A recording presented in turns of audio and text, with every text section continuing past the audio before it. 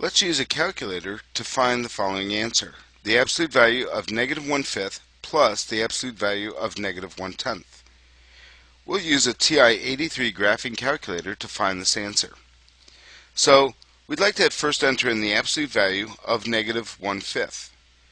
To enter an absolute value, in fact, let's bring this up a little. To enter in an absolute value, we'll hit the Math button and choose the right arrow key to go to the num column, and choice number 1 is ABS, short for absolute value. Selecting 1 brings up ABS. We'll enter in -1/5 by entering the negative key, which is not the minus sign, 1 over 5, -1 divided by 5, parenthesis. Hitting enter, we get the decimal approximation. The TI-83 calculator has the ability to convert some decimals back to fractions. To do this, we'll hit the Math button and choose choice number 1, convert back to a fraction. Choosing 1 and hitting enter, it says take our answer, which was 0.2, and convert it back to a fraction. Hitting enter, we get 1 over 5. So the absolute value of -1/5 is 1 over 5. Let's do this process again to find the absolute value of -1/10. Hitting the Math button, going right to num, and choosing choice 1 brings up absolute value.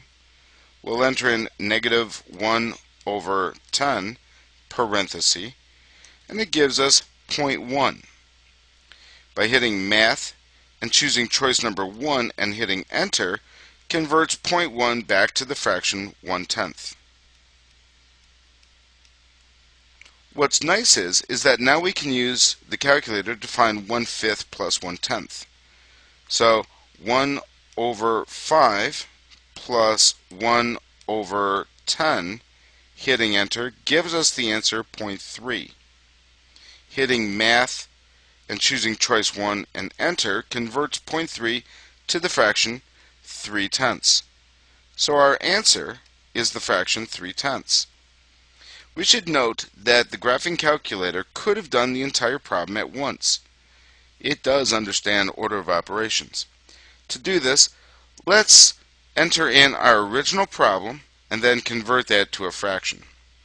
So entering in our original problem, we'll hit Math, choose hitting the right arrow key for num and choosing 1 for abs. We'll enter in -1 over 5, parenthesis, plus, and hitting Math and going to the right one and choosing 1 again for absolute value, we'll enter in -1 over 10, parenthesis. Again, it gave us the answer 0.3 at once. Hitting Math and choosing 1 to convert that answer to a fraction converts it to the same answer we had before. This is nice that it can do all this. However, it is still better to do it in pieces in case we made a mistake. Either way, our answer becomes 3 over 10, 3/10.